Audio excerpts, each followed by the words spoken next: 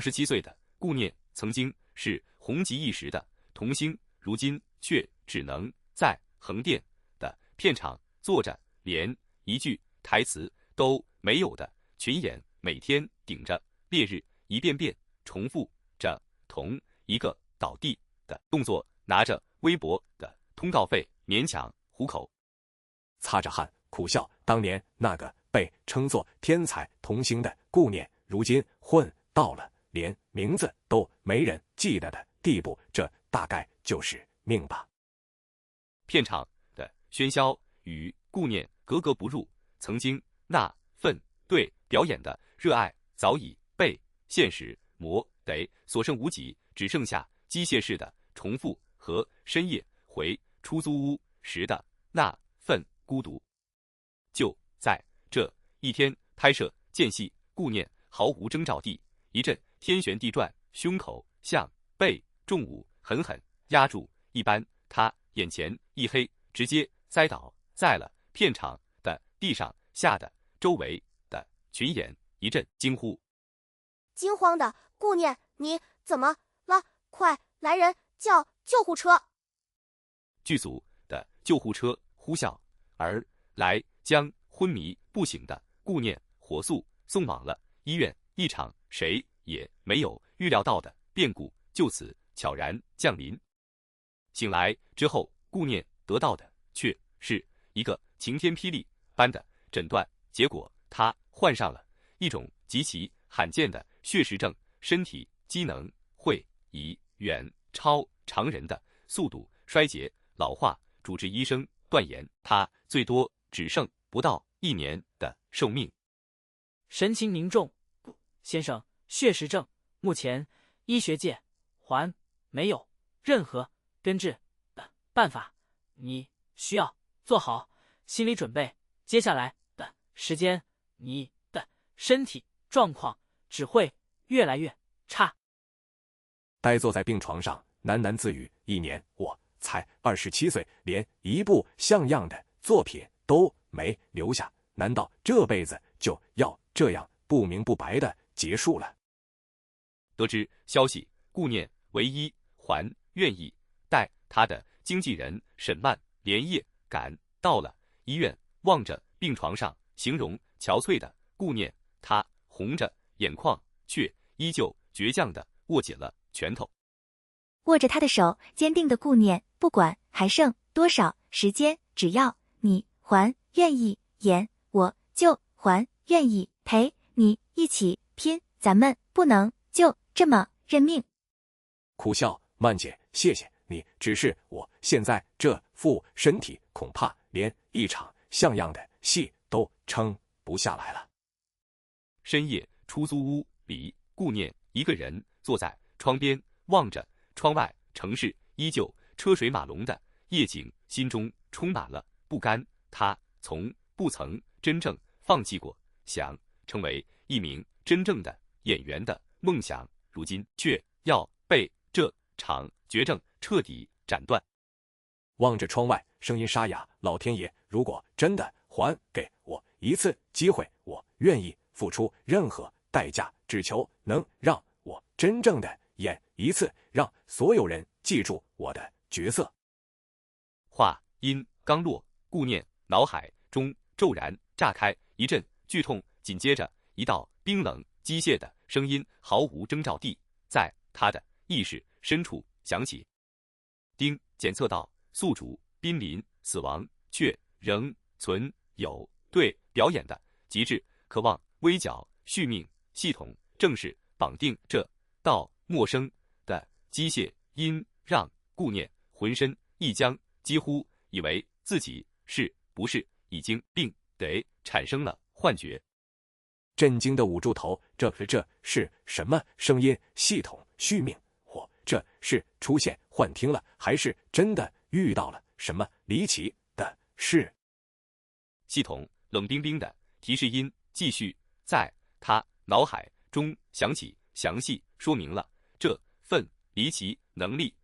运作规则，每一次他全情投入，真正演绎出一个危险、黑暗、极具张力的反派角色，便能获得系统奖励的寿命延续以及与角色相关的专属能力。反复确认过后，顾念渐渐弄明白了这份系统的核心规则，角色越是危险，越是贴近真实的黑暗与极限，他能获得的续命时长和能力馈赠也就越丰厚。但与此同时，每一次演绎都需要他将自己彻底带入角色的心境，风险同样不小。咬牙自语：危险越大，回报越丰厚，这是拿命在赌。不过事到如今，我也没有别的选择了。既然命运已经把自己逼到了绝境，顾念索性决定放手一搏，朝着这份离奇却又唯一的生机义无反顾地迈出了第一步。病愈出院之后，顾念凭借着一股豁出去的劲头前去试镜一部正在筹备的动作悬疑电影里一个戏份极重却因为危险系数过高而迟迟招募不到合适演员的反派角色。打量着他质疑的顾念，就是那个过气童星这个角色，危险动作极多，你确定自己的身体吃得消？目光坚定，导演给我一个机会，我一定能把这个角色真正的演活。现场主导这部电影的老导演贺世安，凭借着数十年的从业直觉，注意到了顾念眼神中那份近乎豁出去的决绝力排众议，决定给这个不被看好的过气演员一个珍贵的机会。审视片刻，郑重的：行，这个角色就交给你，但丑话说在前面，片场危险动作不会，因为你是新人，降低难度，你得自己扛得住。郑重点头，贺导您放心，我一定不会让您失望。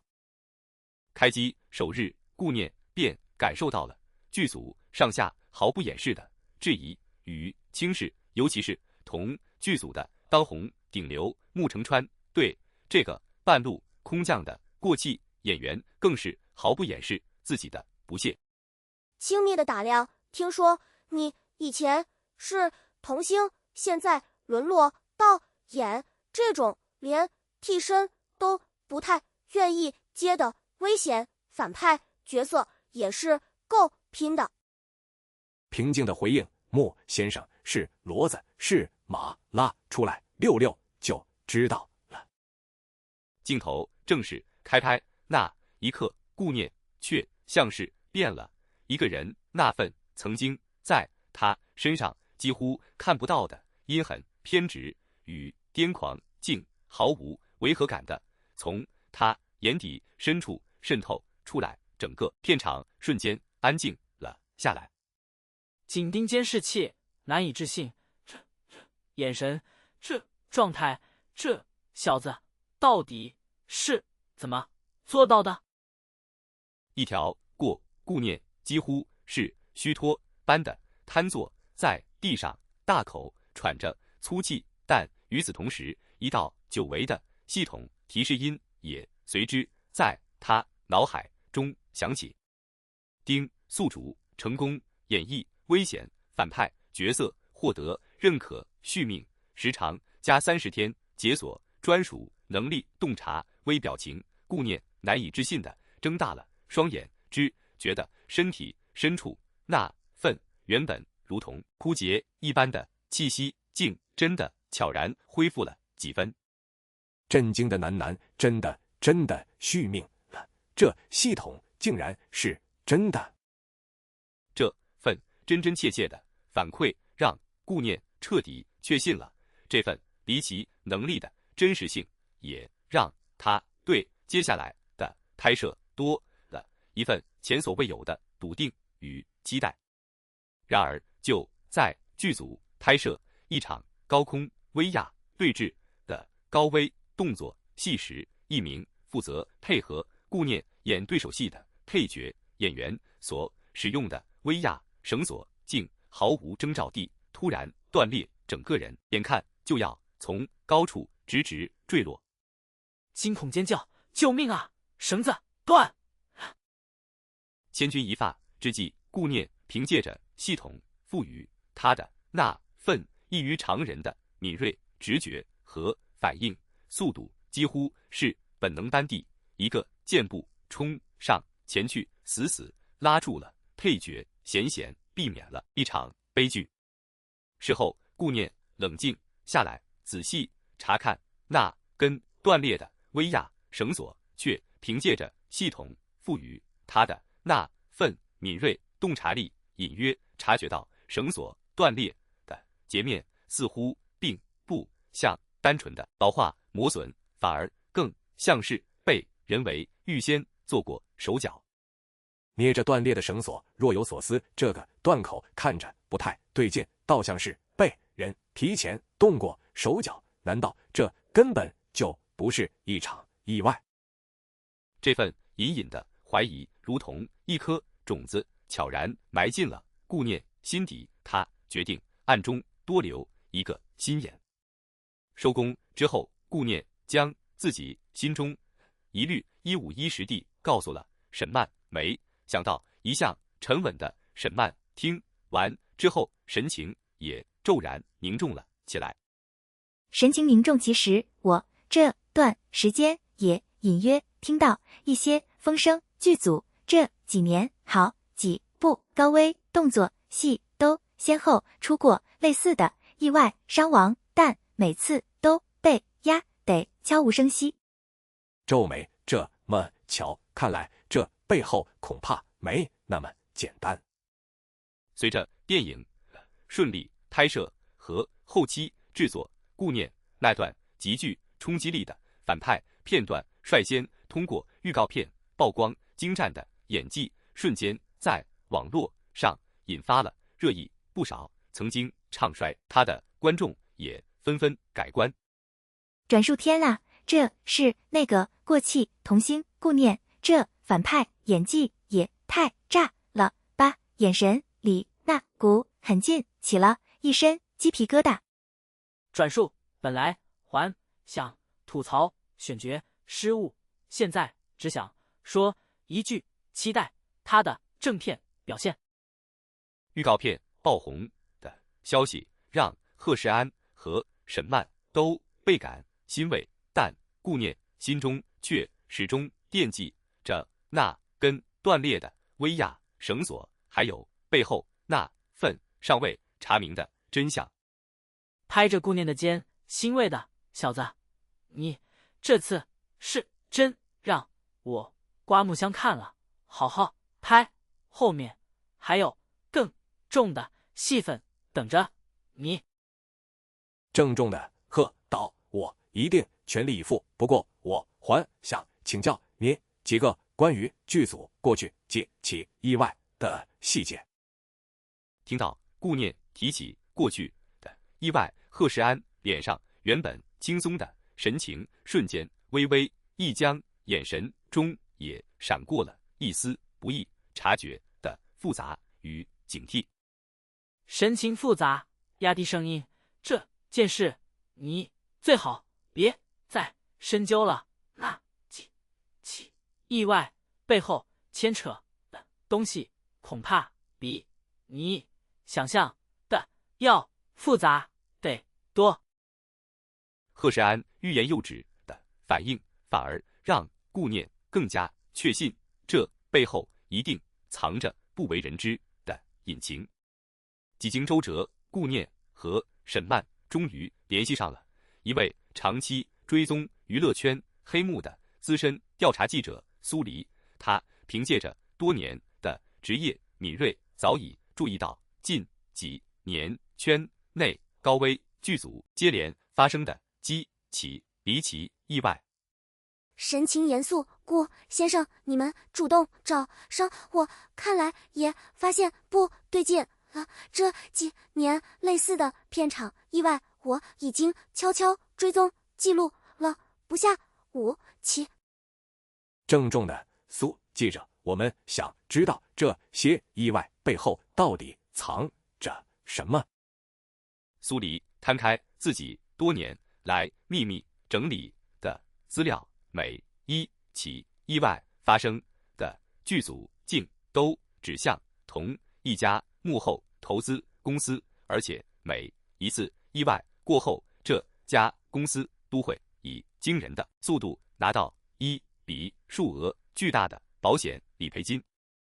指着资料，你们看，这几起意外全部都和一家叫华鼎影业的投资方有关，而且每次出事后理赔金额都高的离谱。震惊！华鼎影业，这不正是我们这部电影背后真正的投资方吗？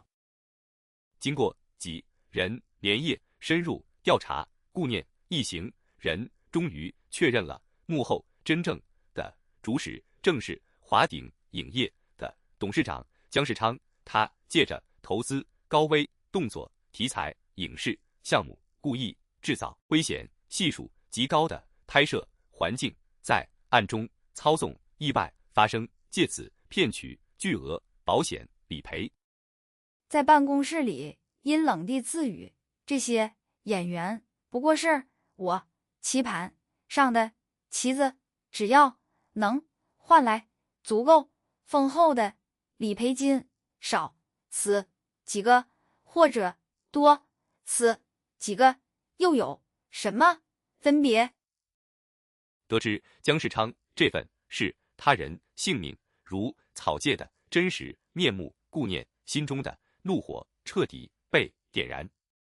深入调查过程中，顾念还意外发现，贺世安当年之所以对类似的意外讳莫如深，是因为他自己当年最得意的徒弟正是死于姜世昌一手策划的一场片场意外。这份深藏多年的伤痛让他始终不敢再轻易触碰。声音颤抖，终于坦白：那孩子是我一手带出来的徒弟。那场意外过后，我曾想过举报，可姜世昌势力盘根错节，我一个人根本撼动不了他，只能选择咽下这口气。郑重的喝道：这次我们一定要还那孩子一个公道。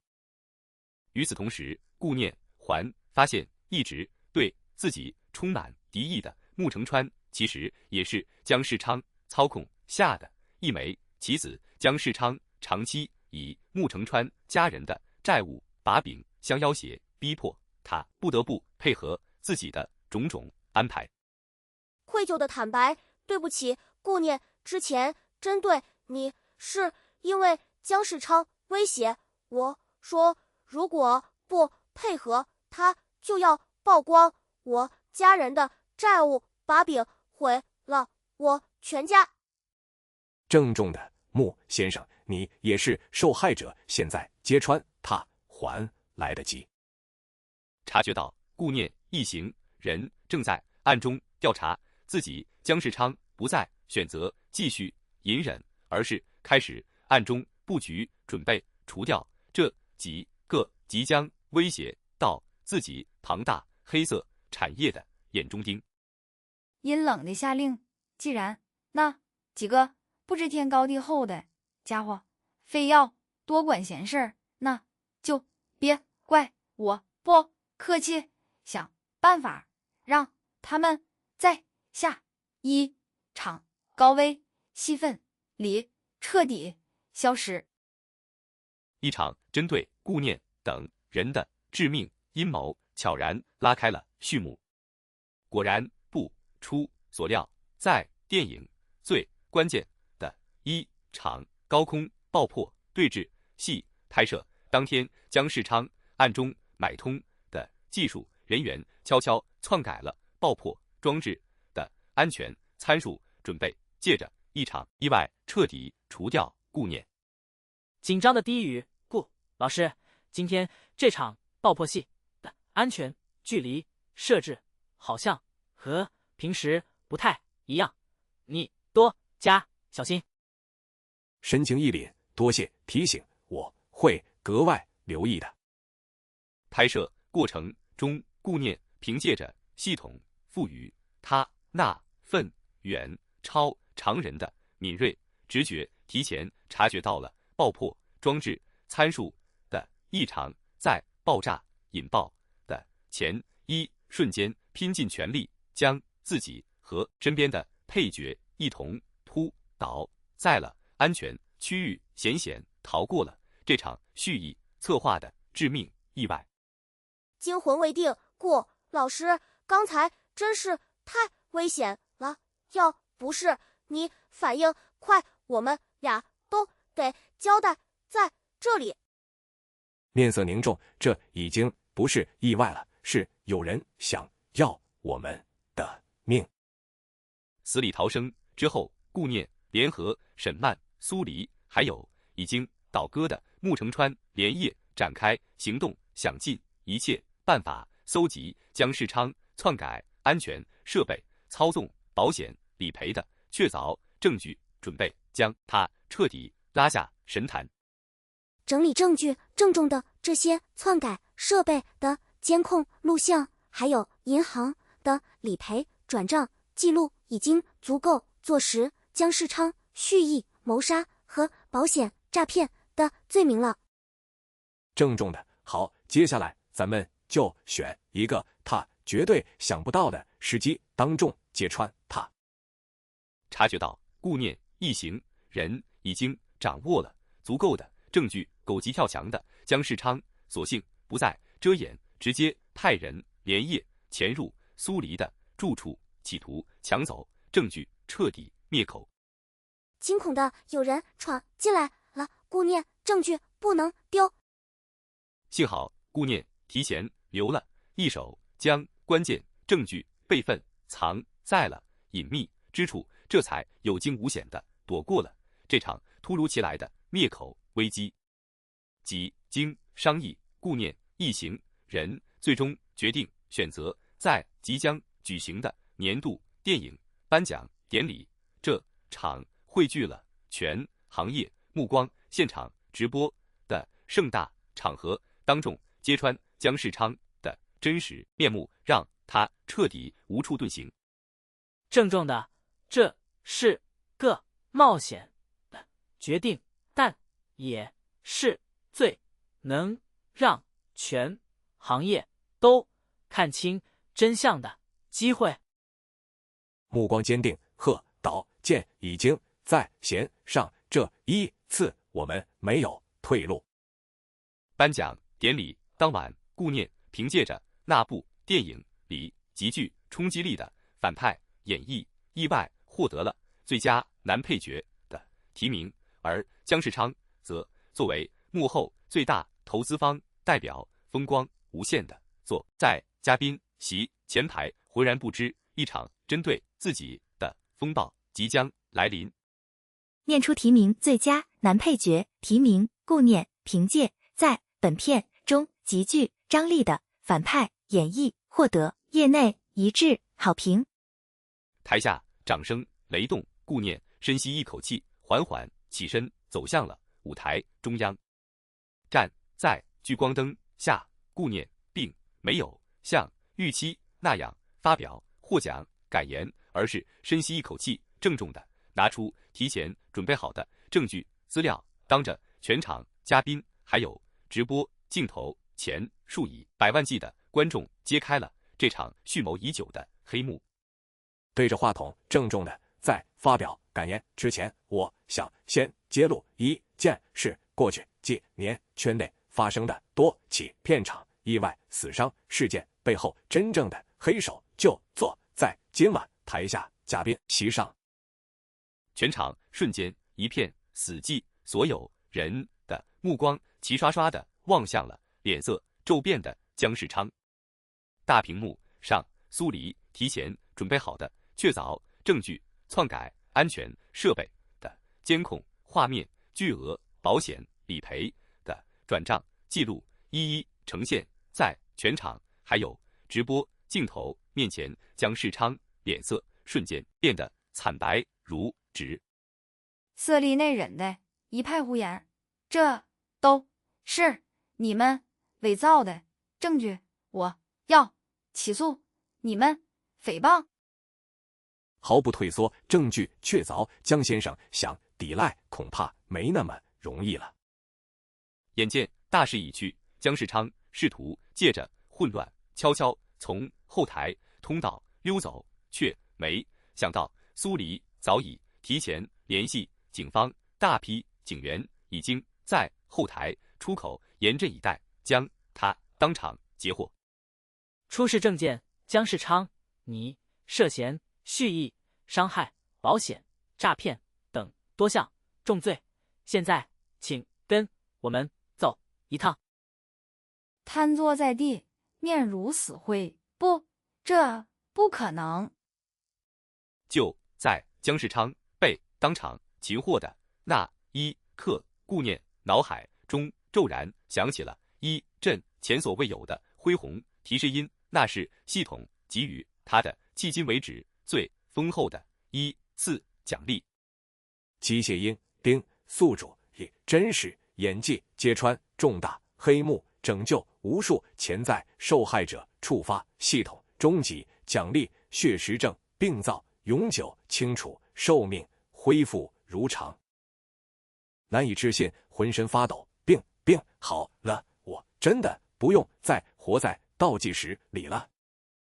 望着自己那双不再颤抖也不再透着病态苍白的双手，顾念终于确信那场曾经判给自己的死亡倒计时已经被彻底清除，他总算是靠着自己的拼死一搏换来了重新活下去的权利。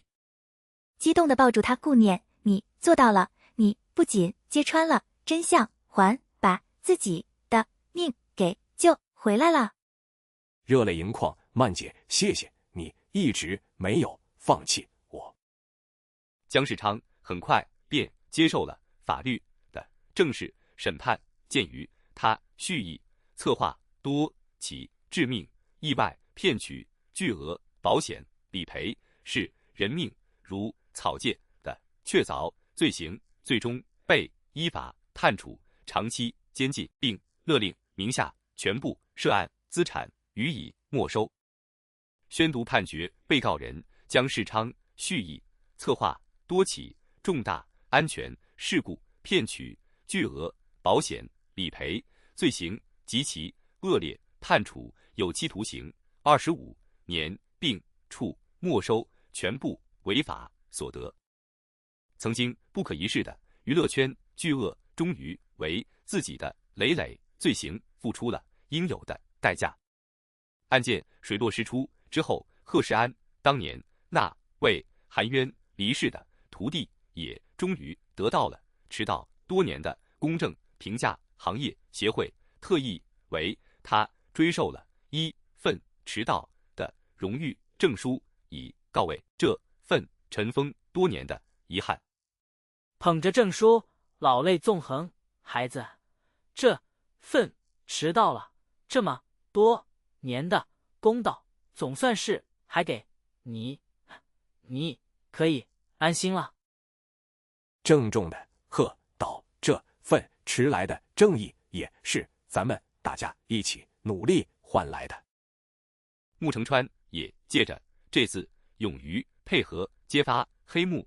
举动，彻底摆脱了姜世昌长期以来的威胁与操控，重新找回了属于自己的清白与尊严。他郑重地向顾念表达了由衷的谢意。郑重的顾念，谢谢你，如果不是你，我恐怕这辈子都要活在姜世昌的阴影之下，以后咱们就是朋友了。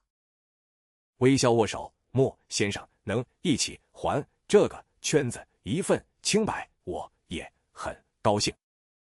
这场轰动全行业的丑闻曝光之后，相关部门也借此契机牵头推动建立了一套更加严格、更加透明的片场安全监管机制，从根源上杜绝类似悲剧再次发生的可能。在发布会上，这次事件给全行业敲响了警钟，我们将建立更加严格的片场安全审查标准，绝不让类似的悲剧再次重演。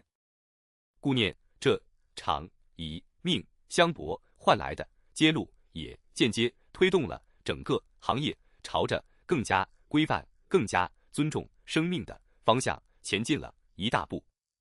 风波平息之后，顾念凭借着那部电影里极具冲击力的反派演绎，还有勇于揭露真相的勇气，一举拿下了那一年度的最佳男配角奖项。曾经那个被所有人遗忘的过气童星，终于凭借着真才实学重新站上了聚光灯的中央。宣读获奖结果，最佳男配角得主顾念凭借精湛演技和过人勇气实至名归。台下掌声经久不息，顾念捧着奖杯，眼眶湿润。这一刻他等了太久。领奖过后，顾念站在后台，静静地望着手中沉甸甸的奖杯，回想起这段以命相搏却又收获满满的离奇经历，对表演这2个字也有了全新的理解。对着沈万感慨，以前我总以为演戏不过是一份谋生的工作，直到这次我才真正明白，真正的表演是要把自己的灵魂都豁出去，才能打动别人。欣慰的笑着，大概就是这段九死一生的经历教会你最珍贵的一刻，并肩经历过这场生死考验之后，顾念和沈曼之间那份原本只是经纪人与艺人的关系，也在不知不觉中悄然升温，两人渐渐从并肩作战的搭档，变成了彼此人生中最重要的依靠。依偎在他肩头，顾念能陪你一起走过这段最黑暗的日子，也见证你重新站起来，是我这辈子最值得骄傲的事。温柔地揽住他，曼姐，往后的日子，不管再拍什么样的戏，咱们都一起扛。闲暇时候，顾念还是会时常带着一束鲜花前去探望贺世安那位含冤离世的徒弟。如今片场那处当年的事故地点已经被行业协会郑重地立了一块警示纪念牌匾，提醒后来人永远把安全放在第一位。放下鲜花，轻声自语，这份迟来的正义，还有这块牌匾，希望能让你安心的歇着。纪念牌匾静静地矗立在片场一角，无声诉说着这段惊心动魄却又终归正义的往事。事业重新步入正轨之后，顾念并没有忘记自己曾经身处谷底，不被任何人看好的那段艰难岁月，他主动拿出时间和精力，开始指导一批同样怀揣表演梦想却屡屡碰壁的新人演员。虚心请教，顾老师，像我们这种资质平平又没背景的新人，真的还有机会吗？郑重的，只要你愿意把自己的灵魂都豁出去，去演任何角色，都能演出属于自己的光彩。机会永远留给有准备的人。苏黎也凭借着那篇揭露娱乐圈黑幕深度还原整起事件始末的调查报道，荣获了一项分量颇重的新闻界年度大奖评委会盛赞他这份不畏强权、勇于深挖真相的职业精神。宣读颁奖词获奖者苏黎以专业、严谨且无所畏惧的调查精神揭开了娱乐圈桩重大黑幕，当之无愧。领奖感言：这份荣誉属于所有愿意坦诚配合一起揭露真相的当事人，尤其是顾念先生。摆脱了姜世昌阴影笼罩的穆成川也彻底卸下了过去那份被迫伪装出来的高傲与冷漠，渐渐和顾念发展出了一段真挚的友谊，两人还一起合作出演了下一部新戏。笑着调侃，没想到咱们俩当初差点反目成仇，现在倒成了合作搭档，这大概就是命运的安排。笑着回应：是啊，不打不相识，以后还得多合作。事情平息之后，顾念也终于鼓起勇气，向一直担心自己身体状况的父母坦白了这段惊心动魄却又最终绝处逢生的经历。老两口又是后怕又是骄傲，紧紧抱住他，又哭又笑。我的儿，你这是吃了多大的苦，受了多大的罪，以后可不能再这么拿命冒险了。愧疚的妈，这次是真的后怕，不过现在一切都过去了，以后我一定常回家看看您。顾念这段以命相搏、绝处逢生的励志故事广为流传之后，不少同样身处困境的追梦年轻人也纷纷写信向他表达感激。其中一位曾经一度想要放弃演艺梦想的年轻女孩格外让他动容。信中写道：顾老师，看到您的故事，我又重新鼓起了坚持梦想的勇气，谢谢您，让我相信只要不放弃，总会有转机。读着信，眼眶湿润，能靠自己的经历给更多人带来一点勇气，这大概也是这段劫后余生最值得庆幸的收获。首部电影大获成功之后，顾念并没有因此而懈怠，反而趁着系统续命带来的宝贵时间，一鼓作气接连接下了好几部同样以高危反派角色为核心的影视项目，凭借着一次次近乎豁出去的真实演绎，不断从系统那里获得新的续命时长与专属能力。对着沈曼坚定的，既然这条路能救我的命，那我就一步接一步地拍下去，把每一个危险的角色都演到极致。欣慰又担忧你的拼劲，我懂，但你也得悠着点，别把自己逼得太紧。在一部题材更加黑暗、反派戏份更加极致的悬疑电影里，顾念凭借着近乎癫狂的投入演绎，再次触发了系统的丰厚奖励。这一次，他不仅获得了更长的续命时长，还解锁了能在短时间内精准推演他人行为逻辑的专属能力。机械鹰丁宿主演绎深度已达到新的阈值，续命时长加90天，解锁专属能力行为逻辑推演。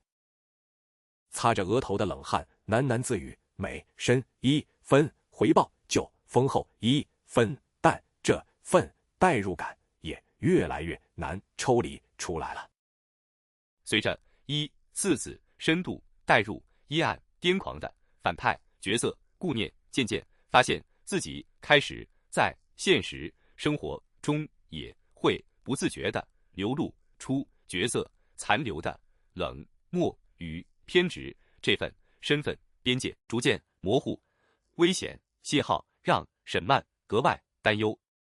忧心忡忡的顾念你这几天说话做事的状态，总有一些让我觉得陌生，你自己有没有察觉？愣了愣，苦笑，我好像是有点分不清哪些是角色，哪些是我自己了。察觉到顾念这份潜在的心理危机，沈曼主动推掉了他手头一部分非必要的通告，陪他一起去爬山、看老电影，做一些与表演毫无关系的寻常小事，帮他一点点找回现实与角色之间的清晰边界。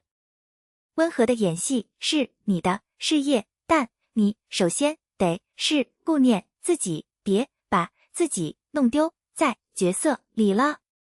郑重的点头，谢谢你，曼姐，有你提醒我，才能一直记得自己到底是谁。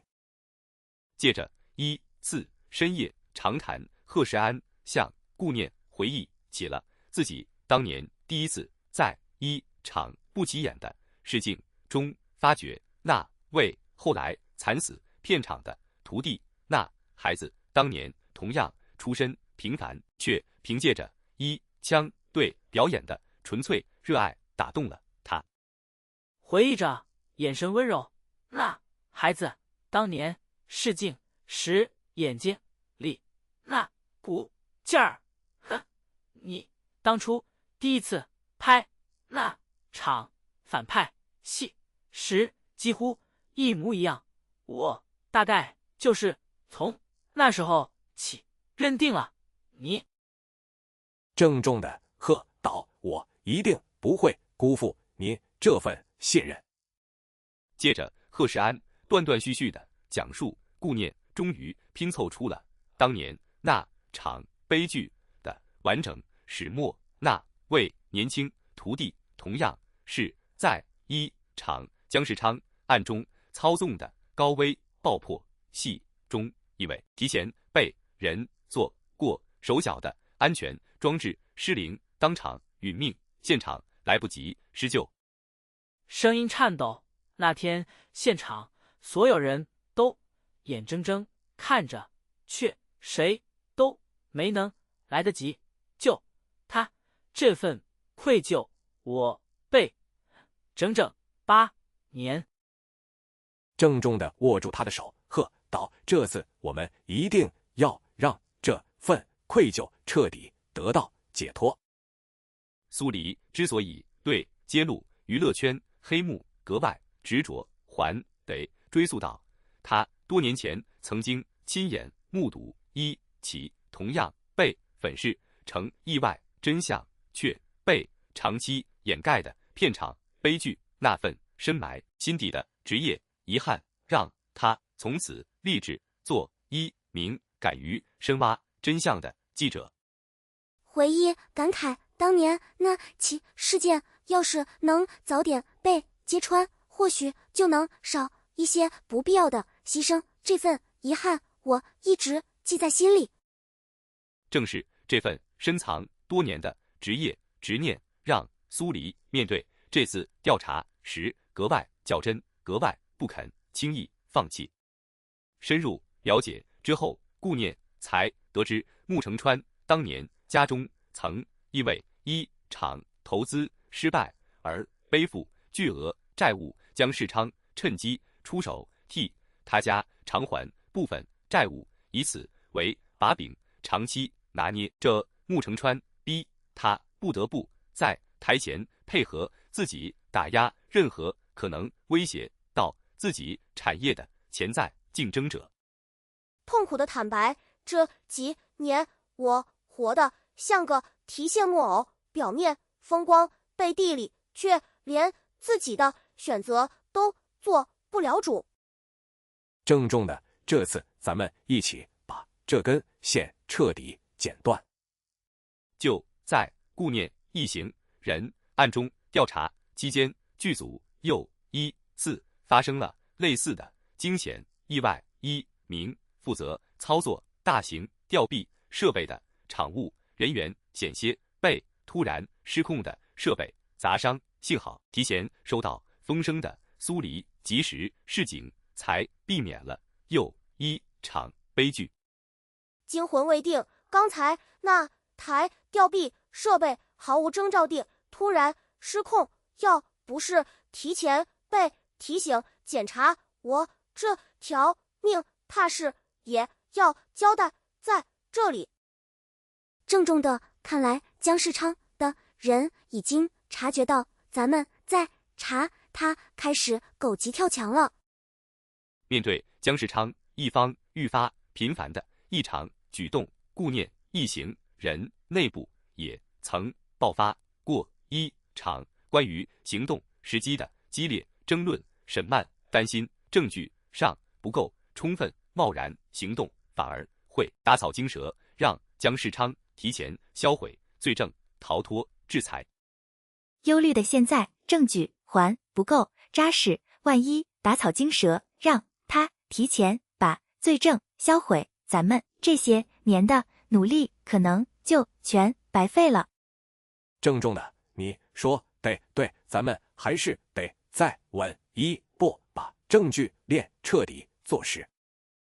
就在几人以为调查进展顺利之际，却意外发现团队内部竟潜藏着一名被姜世昌收买的眼线，正是负责协助整理资料的一名助理，长期以来悄悄把调查进度透露给姜世昌的人。震惊的翻着记录，怎么会咱们身边居然一直藏着一个吃里扒外的内鬼？神情凝重，难怪姜世昌总能提前一步做出应对，原来咱们的底细他早就一清二楚。揪出内鬼之后，顾念一行人痛定思痛，重新梳理了内部信息安全的漏洞，将核心证据分散存放，严格限定知情范围，这才重新把调查行动的主动权牢牢握回自己手中。郑重的，以后任何关键信息，咱们只在几个核心人之间当面沟通，绝不再留任何书面或者电子痕迹。点头，没错，这次咱们得更加小心谨慎。察觉到顾念迟迟没有动作，却又隐隐感觉到威胁的姜世昌，索性亲自出面，试图用一份极其丰厚的长期独家合约来收买顾念，让他对过去的一切睁一只眼闭一只眼。假意热情，顾先生，你是难得的好苗子，只要你愿意跟我签下这份独家合约，以后你想要的资源、想要的地位，我都能给你。面无表情的姜先生，恐怕你找错人了，我要的从来不是这些。面对姜世昌抛出的巨额诱惑，顾念却丝毫不为所动，他冷冷的直视着眼前这个视人命如草芥的幕后黑手，毫不掩饰自己心中的厌恶与决绝。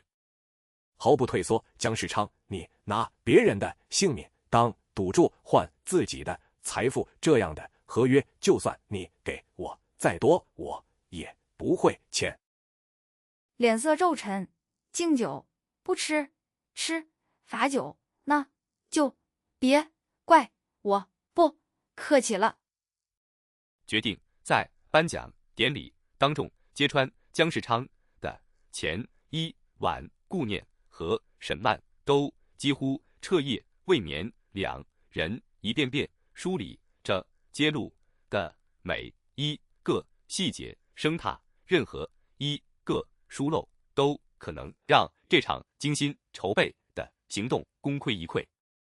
握着他的手，郑重的，明天不管发生什么，我都会一直站在你身边。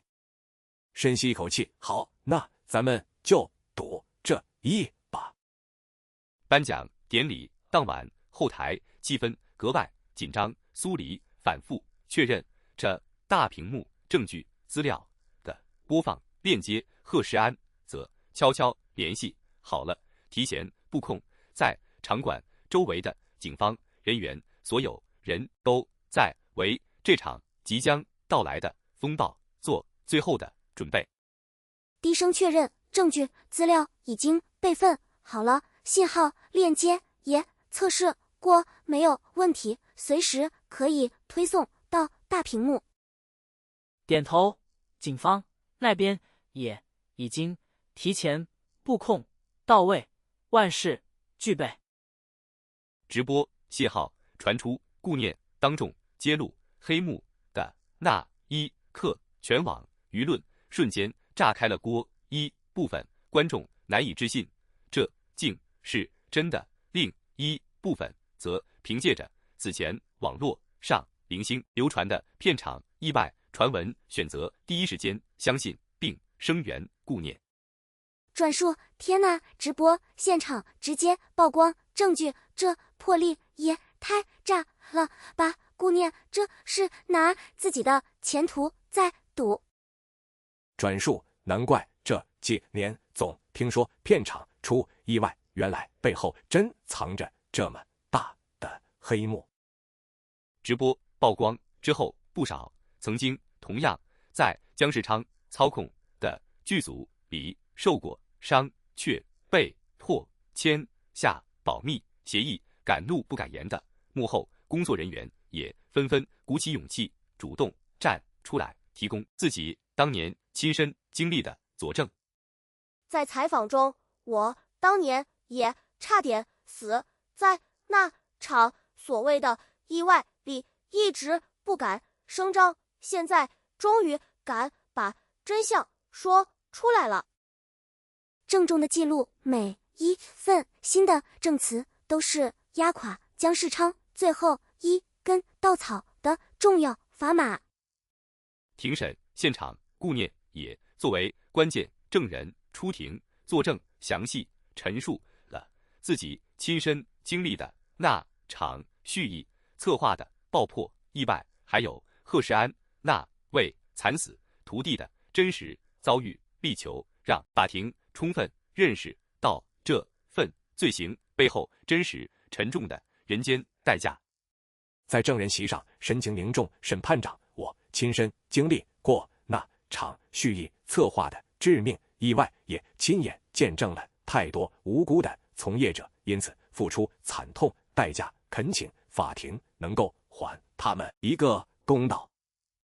顾念这份基于亲身经历饱含分量的陈述，也成为了法庭最终对姜世昌从重判决的重要依据之一。庭审过程中，姜世昌的辩护律师试图以行业竞争压力巨大，并非蓄意害命为由，为他争取从轻处罚，但面对长期蓄意操纵是属条人命如草芥的确凿证据，这份辩解同样显得苍白无力。辩护审判长，被告人姜世昌身处竞争激烈的行业环境，其行为动机存在一定的可谅解情节。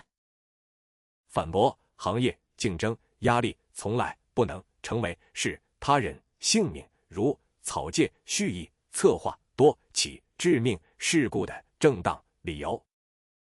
案件审理结束之后，行业协会特意为历年来所有死于姜世昌操纵之下的片场意外遇难者举行了一场庄重的公开悼念仪式，顾念贺世安还有苏黎，全体郑重出席，深切缅怀那些永远无法再被挽回的生命。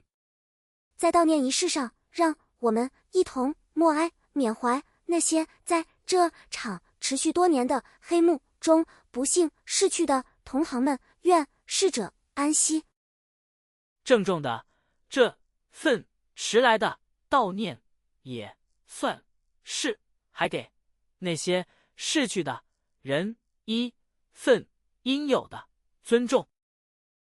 借着这起案件的巨大影响力，行业协会还牵头推动成立了一个独立于任何投资方专门负责审核片场危险动作戏安全标准的第三方认证机构，从制度层面彻底杜绝类似悲剧再次发生的可能。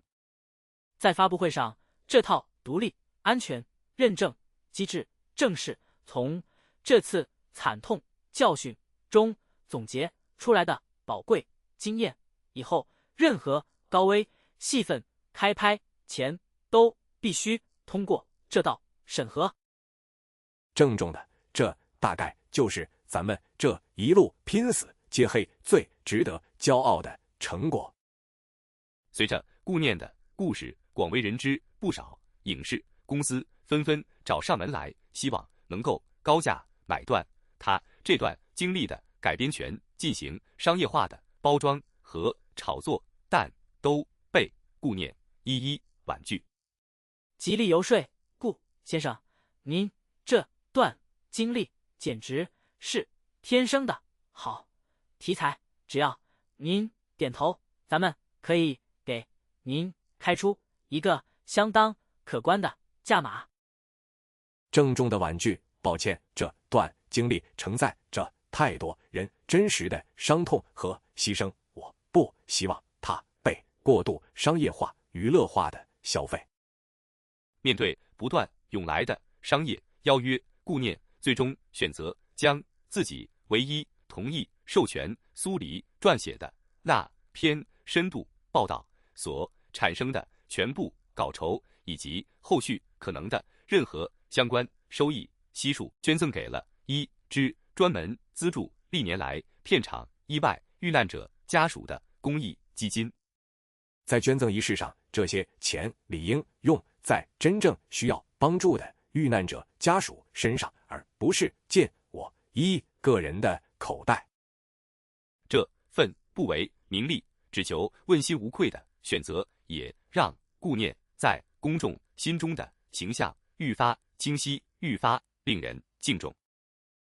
年后，顾念受邀为一批刚入行的新人动作替身演员进行培训，分享他没有过多渲染自己那段超乎常理的离奇经历，而是着重强调了安全与专业同样重要的从业理念。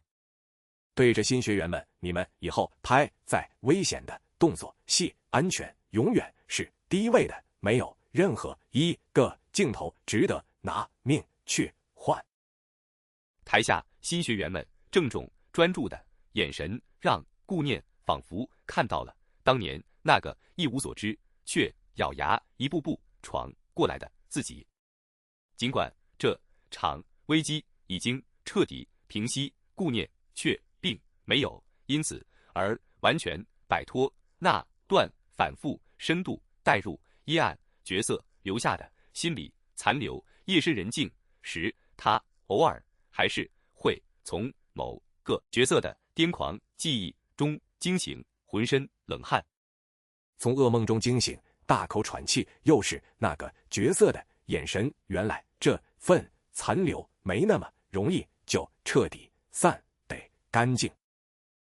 好在身边始终有沈曼陪伴支持，顾念渐渐学会了与这份残留的心理阴影和平共处，慢慢治愈。轻抚着他的背，又梦到那些角色的事了。没关系，我在这儿呢，你已经不是一个人在面对这些了。靠在他肩上，平复呼吸。谢谢你一直都在，曼姐，有你在身边，这份残留的阴影好像也没那么难熬过去了。正是这份始终不离不弃的陪伴，让顾念得以一点点从角色的阴影中真正走出来，重新拥抱平静而充实的新生活。摆脱了姜世昌阴影笼罩的穆成川，主动找到、顾念、提议两人一起合作出演一部全新的现实题材电影，用自己的方式继续为这个行业的正向转变贡献一份力量。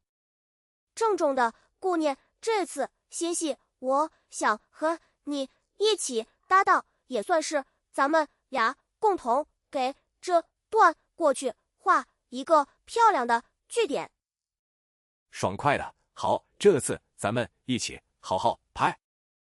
苏黎还决定着手撰写一本更加完整详尽的纪实书籍，系统记录下这场持续多年的黑幕从滋生到覆灭的全部始末，希望能让更多后来人从这段故事里汲取面对不公时那份珍贵的勇气。对着顾念这本书，我想把标题定为聚光灯之下，把你们这段故事完整真实的留给后来人。郑重点头，好，只要能让更多人记住这份来之不易的正义，这本书我全力支持。案件尘埃落定之后，贺世安也做出了一个郑重的决定，他将自己职业生涯最后一部执导的作品郑重地献给了那位含冤离世多年的徒弟，并在片尾郑重地写上了他的名字。在庆功宴上郑重的，这是我这辈子拍最后一部戏，也是献给那个孩子最实确也是最真挚的答卷。郑重的举杯，贺导，您这一生交出的不只是演员，更是一份不肯向黑暗低头的风骨。一次难得的闲暇时光里，顾念和沈曼坐在一家安静的小餐馆里，聊起了这段从谷底到新生的漫长岁月，曾经那个连一句台词都没有的群演，如今已经是能够独当一面的实力派演员。温柔的笑环，记得当初我第一次在片场看到你时，你不过是一个连通告费都快发不出来的群演，谁能想到咱们能走到今天？握住他的手，郑重的，这一切都离不开你，一直没有放弃，相信我。顾念始终珍藏着当年那份记录着血实症诊断结果的泛黄病历单，即便早已不再需要依靠它来提醒自己病情，他依旧时常翻看，提醒自己永远不要忘记那段几乎要了他性命的至暗时刻。轻抚着病历单，轻声自语，这份病历记录的不只是曾经的绝望，更是我这辈子最刻骨铭心的一份重生答卷。病历单静静地躺在书桌一角，无声诉说着这段始于绝望终于新生的惊心往事。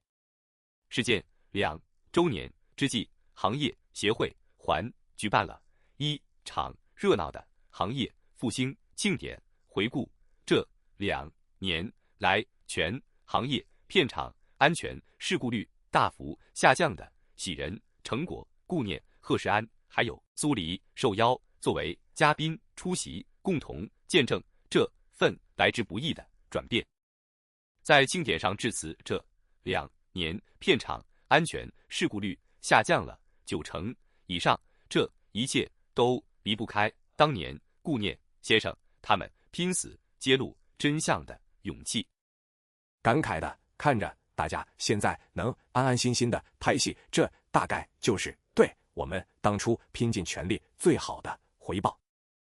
庆典上，一群年轻粉丝还特意拿出了自己亲手绘制的一幅幅画作，画里的顾念身披聚光灯击退着黑暗俨然已经成为了无数追梦年轻人心中当之无愧的励志偶像。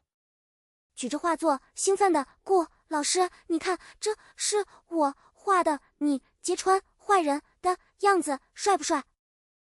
蹲下身，笑着接过画，哇，画得真好，谢谢你，还记得我这么清楚。就在这场平静的庆典过后，那道曾经在顾念最绝望时刻悄然响起的系统提示音，竟罕见的再次浮现在了他的意识深处。只是这一次语气竟带着一份近乎温和的告别意味。机械音，语气罕见的温和。丁，宿主，凭借真实演技与无畏勇气，彻底达成系统存在的终极意义。微角续命，系统即将永久休眠，愿宿主往后凭自己的力量继续发光发热。望着虚空，轻声的谢谢你曾经给过我重新活下去的机会，剩下的路我会靠自己的力量走下去。系统消散之后，顾念并没有感到丝毫的失落，反而是一种前所未有的轻松。那份曾经只能靠续命才能延续的人生，如今终于彻底变成了真正属于自己可以自由书写的人生。望着天空，长舒一口气，以前每一天都是靠系统续命换来的，以后的每一天才真正是我自己的。阳光洒在顾念身上，曾经那场几乎要了他性命的至暗时刻，如今已经彻底化作了滋养他继续前行的养分。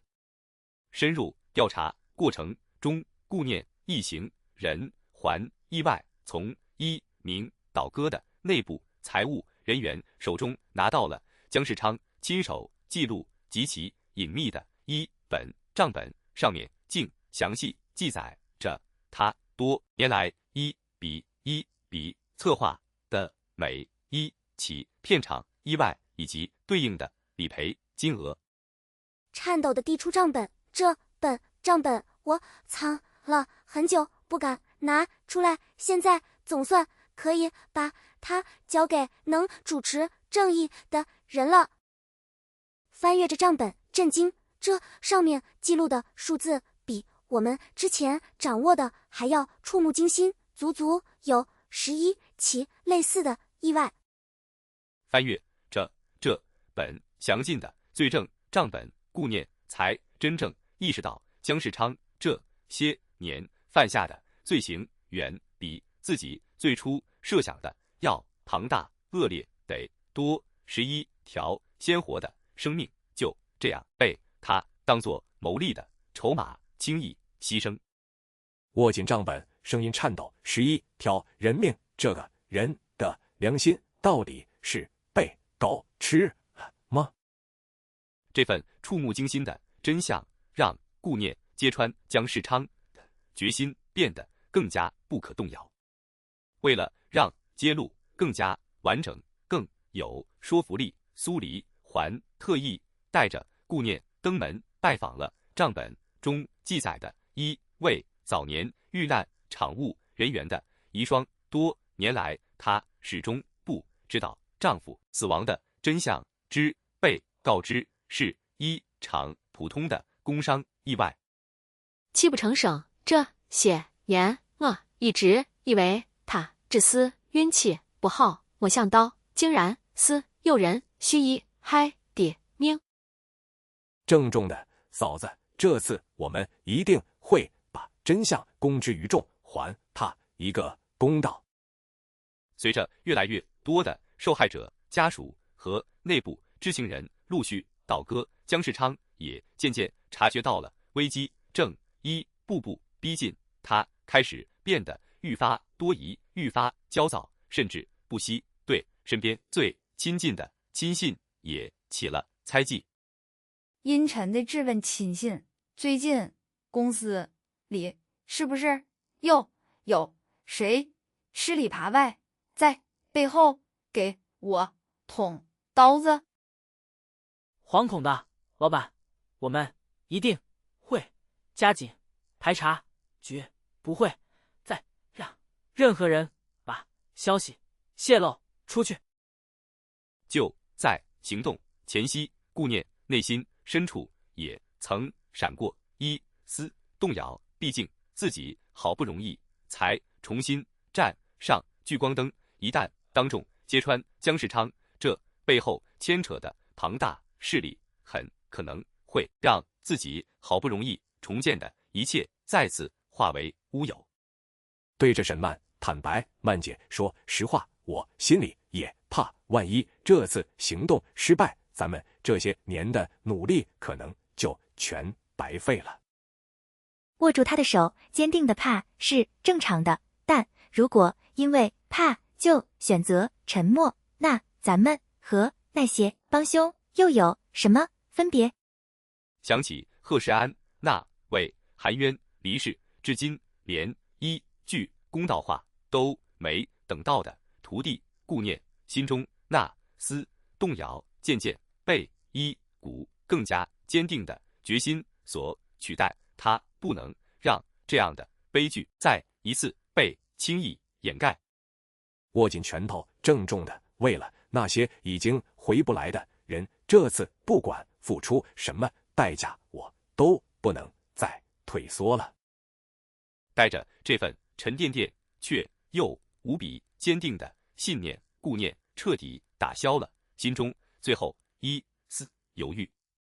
为了防止万一大屏幕信号在关键时刻被人恶意切断疏离，还特意提前准备了好几套备用推送方案，包括通过现场记者的手机直播同步备份，确保证据资料无论如何都能顺利呈现在公众面前。检查设备郑重的大屏幕信号、手机直播备份，还有现场记者的同步推送，3套方案全部准备就绪，万无一失。欣慰的有你这么周全的准备，我心里踏实多了。案件曝光之后，姜世昌那位一直以父亲为傲的儿子，在得知真相后，却表现出了截然相反的态度。他毫不犹豫地选择公开与父亲划清界限，并主动配合警方提供自己所知道的相关线索。在采访中，痛心地得知父亲这些年做过这样的事，我感到非常痛心和羞愧。我只希望受害者家属能够得到应有的赔偿和道歉。这份大义灭亲的选择，也让公众对这起案件的评价多了一份复杂的人性考量。案件审结之后，法院依法没收的姜世昌涉案资产也被悉数用于补偿历年来受害的遇难者家属和伤者顾念，还特意抽出时间一家亲自登门送上慰问与歉意，向遗孀鞠躬。嫂子，这份迟来的补偿和公道虽然换不回他的命，但希望能多少弥补一点这些年你们承受的苦。含泪谢谢你们这些年没有放弃查清真相。4难得的闲暇时光里，顾念和贺世安坐在片场的长椅上，聊起了这段漫长岁月里那份始终挥之不去的遗憾。如果当年真相能更早一点浮出水面，或许就能少一些不必要的牺牲。感慨的，要是当年我能再勇敢一点，或许就能少死几个人。这份遗憾，我大概这辈子都难以释怀。郑重的贺道：过去的遗憾咱们没法弥补，但至少现在咱们已经拼尽全力，不让悲剧再重演了。借着这起案件的巨大社会影响力，一个专门为动作替身演员争取安全权益的行业工会也届时正式成立。顾念凭借着自己这段经历，被特意聘请为工会的荣誉顾问。郑重的顾先生，您这段经历正是咱们成立这个工会最好的契机，希望您能继续为咱们这个行业发声。郑重的，只要能让更多同行拍戏时多一份安全保障，这个顾问我义不容辞。事业彻底步入正轨之后，顾念还特意受邀回到自己家乡的那所曾经因为他身体状况不佳委婉拒绝过他入学的表演学校，为学弟学妹们做了一场格外特别的分享讲座。感慨的顾念，当年是我们亲手把你拒之门外，如今能请你回来分享，真是格外感慨。笑着摆手，老师，过去的事不重要了，能回来给学弟学妹们分享一点经验，我才是真正高兴。面对台下一双双怀揣着表演梦想却又略显迷茫的眼睛，顾念结合自己这段从谷底到新生的亲身经历，给出了格外恳切的建议。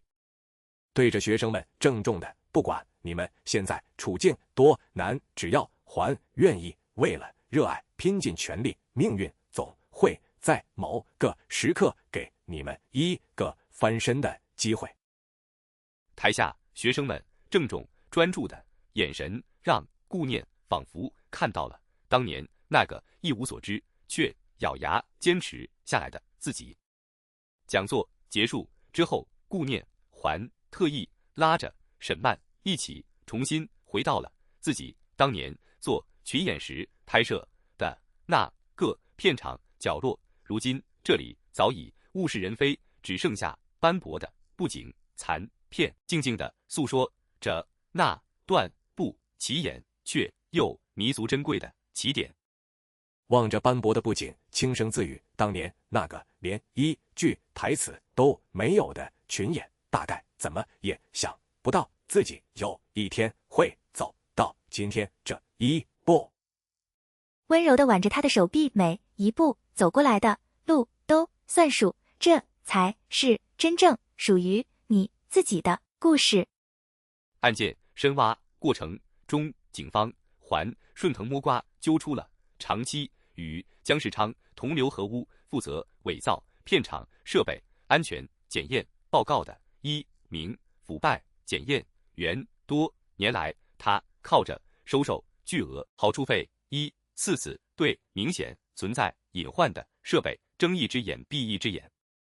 被押解时狡辩的我，只是签个字，真正动手脚的又不是我。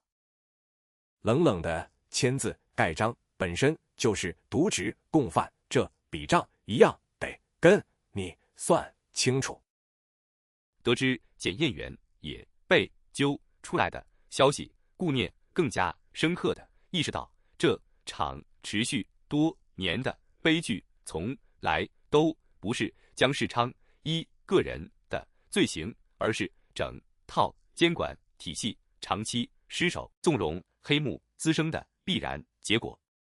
对着苏里感慨，光揪出姜世昌一个人还不够，咱们得让整套监管漏洞都被彻底补上。郑重的放心，这篇报道我会把这层系统性的问题也一并写进去。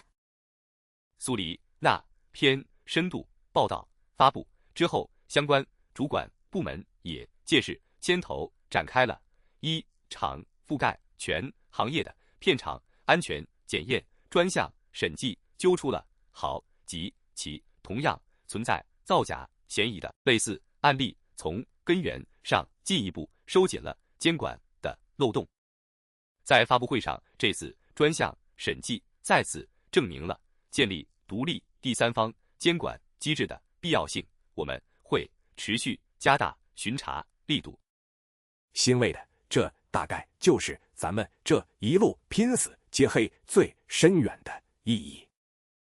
彻底摆脱姜世昌阴影的穆成川也开始借助自己顶流明星的影响力，频繁在公开采访中呼吁行业重视演员和幕后工作人员的安全权益，用自己的方式继续为这场变革添一把火。在采访中，希望咱们这个行业以后能把安全看得和票房流量同样重要，再也不让任何一个童星因为赶进度而枉送性命。追问这番话是不是也和你自己过去的经历有关？坦然的是，也正因为亲身经历过，我才更想替那些还没机会发声的童星说出来。得知穆成川接受采访当天，顾念还特意抽出时间悄悄到场坐在台下，以实际行动表达对这位昔日对手如今挚友的支持。两人曾经剑拔弩张的过往，如今早已化作了并肩前行的默契。采访结束后，笑着对顾念：“没想到你居然专程跑来给我撑场子。”笑着回应：“咱们俩现在可是一条战线上的战友，这场子我当然得来撑。”凭借着在这场持续多年的危机中展现出的过人魄力与不离不弃的坚守，沈曼也在事件过后被自己所在的经纪公司正式提拔，授予了更高层级的艺人统筹职务。郑重的沈曼，你这次展现出来的专业和担当，整个公司都看在眼里，这次提拔你当之无愧。欣慰的谢谢公司的信任，不过我最骄傲的还是能陪顾念一起走过这段最难的日子。事业和感情都双双步入正轨之后，顾念和沈曼特意选了一个远离聚光灯的安静小城，举办了一场只有最亲近的家人和朋友共同见证的简单而温馨的庆祝聚会，不张扬却格外真挚。举杯感慨的你们俩这一路走得不容易，能看到你们现在这样幸福，我这个老家伙也替你们高兴。举杯回应，贺道：“谢谢您这一路以来的栽培和信任。”顾念始终妥善保管着当年那本揭穿姜世昌滔天罪行的关键账本复印件，即便案件早已尘埃落定，他依旧时常翻看，提醒自己永远不要对任何潜藏的不公选择视而不见。轻抚着账本复印件，轻声自语：“这本账本记录的不只是罪证，更是提醒我永远别对不公闭上眼睛的警钟。”账本复印件静静地躺在书桌一角，无声诉说着这段始于黑暗终于正义的漫长往事。令所有人都没想到的是，苏黎那篇深度报道还间接激励了另一个与娱乐圈毫不相关的行业里同样长期遭受压榨却始终敢怒不敢言的一批从业者鼓起勇气，主动站出来，揭发了自己行业内类似的黑幕。读着来信，感慨没想到咱们这篇报道居然还能给完全不相关的行业带来这么大的勇气。郑重的，这大概就是敢于揭露真相最珍贵的连锁效应。案件彻底平息许久之后，顾念还意外收到了一封来自穆成川前经纪人的感谢信，那位曾经同样被姜世昌以把柄胁迫敢怒不敢言的老从业者，如今终于可以坦然地重新做回自己。信中写道：顾先生，谢谢你当年的勇敢，让我这把年纪也终于不用再活在别人的威胁之下，能堂堂正正的做回自己。读着信，欣慰的这份迟来的自由，才是这场风波最好的据点之一。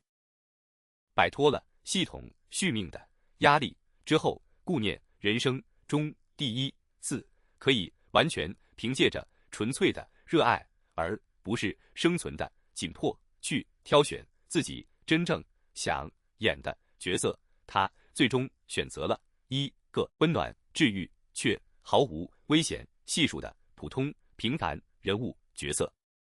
对着沈曼感慨，这是我这辈子第一次只是单纯的因为喜欢而选择一个角色，没有任何生存压力，这种感觉真好。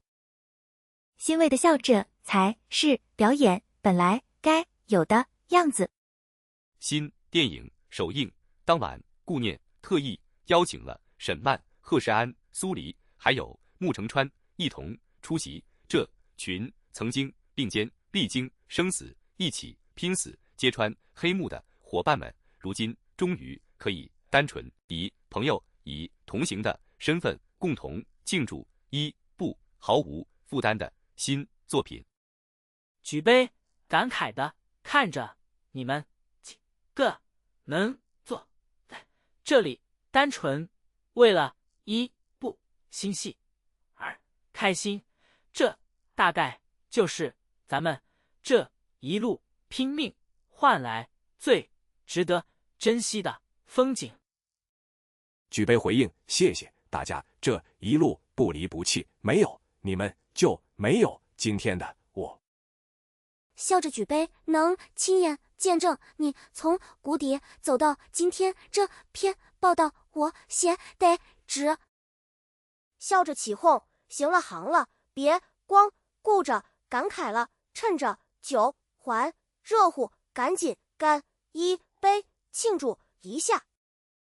首映离现场笑声与掌声交织不断，这群曾经并肩走过至暗时刻的伙伴们，如今终于可以毫无负担地享受这份来之不易的平静与喜悦。窗外的城市灯火通明，一如他们如今这段踏实安稳却又格外珍贵的新生活。曾经那场几乎吞噬掉他们所有人的至暗风暴，如今都已经彻底沉淀成了彼此生命里最坚固的羁绊与底色。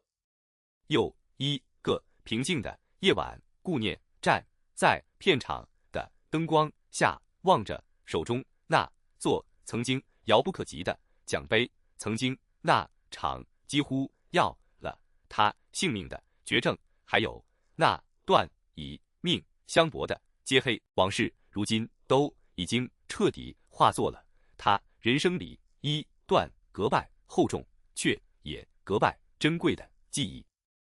望着奖杯，郑重地对着镜头，声音格外郑重而温暖。这段经历让我真正明白，不管命运把你逼到多么绝望的境地，只要你还愿意拼尽全力，就一定能绝处逢生。如果你也喜欢这个故事，别忘了点个订阅，下一部更精彩的原创故事咱们很快再见。片场的灯光温暖依旧，一段始于绝望，终于新生的传奇故事，也随着这道灯光一起静静流传下去，长长久久，永不落幕。